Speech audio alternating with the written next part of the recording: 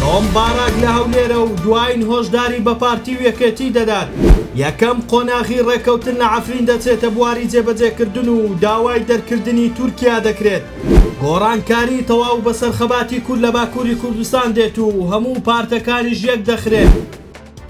دوای کۆتایی هێنان بە سەردانەکەی بۆ بەغدا و بینینی سوودانی و حەلبوسی و ئەنجامدانی دوو گرێبەستی نەوتی کۆمپانیای شیفرۆن، تۆم باراک گەیشتە هەولێر و بڕیارە لەگەڵ بەرپرسانی هەرێم دۆخی عێراق و ناکۆکیەکانی پارتی و یەکێتی لەسەر پۆستی سەرۆک کۆمار و باردەوامی ناکۆکی نێوانیان تاوتوێ بکات. تۆم باراک چەند جارێک گوتوویەتی سیستەمی فیدراڵی لە عێراق شکستی هێناوە، پێدەچێت هۆشداری بە پارتی و یەکێتیش بدات کە ئەگەر بەم شێوەیە ئێستا بەردەوام بن ڕەنگە پشتیوانیەکانی ئەمریکا بۆیان کەم ببێتەوە و ئەگەر خۆیان نەتوانن کێشەکانیان لەگەڵ بەغدا چارەسەر بکەن ڕەنگە ئەمریکا وەکو پێشوو نەتوانێت فشار بخاتە سەر بەغدا. هاوکات لەبارەی پرسی سەرۆک کۆماریش ئەمریکا دەیەوێت بەجوویی پارتی و یەکێتی بگەنە ڕێکەوتن و مالیکیش دوور بخرێتەوە و مەرجەکانی ئەمریکا کە 7 خاڵە و پێشتر ڕاگەیەندرا جێبەجێ بکرێت.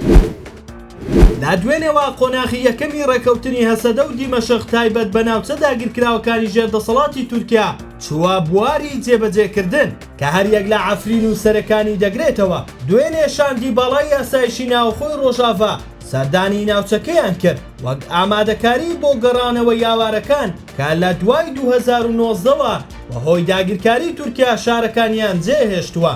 بە پێی ڕێککەوتنی هەسەدە و دیمەشق دەبێ ئیدارەی مەدەنی و ئەمنی شارەکە بدرێتە دەستی خەڵکی شارەکە و سوپای تورکیا لە شارەکان بکشێتەوە. وانگەی سەکۆی ڕۆژهەڵاتی ناوەڕاستی ژەمڕۆ ڕایگەیان ئەگەر تورکیا ویستی داگیرکاری لە سووریانیا دەبێ خاکی ئەم وڵاتە چۆل بکات هاوشێوەی ئەوەی سوپای ئەمریکا دەیکات.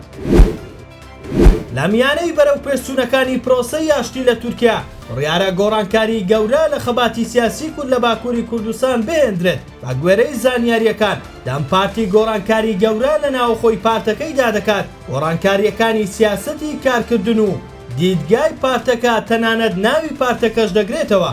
بە گوێرەی زانیاریەکانی خەبەر تورک لە قۆناغی نوێی سیاسەتی دەم پارتی سەرجەم چالەکیە سیاسیەکان لەژێر یەک چەتردا بەڕێوە دەچێت. ڕێکخراوە پێکهێنەرەکانی وەک کۆنگرەی کۆمەڵی دیموکرات، کۆنگرەی دیموکراتی گەلان و پارتی هەرێمە دیموکراتیەکان دادەخرێت. جێی باسا و گۆڕانکاریە لە پارتە کوردیەکانی باکووری کوردستان پێدەچێت لەسەر داوای ئۆجەلان بێت بۆ ئەوەی پێگەی کورد لە پەرلەمان و دەوڵەتی تورکیا لە داهاتوودا بەهێزتر بێت.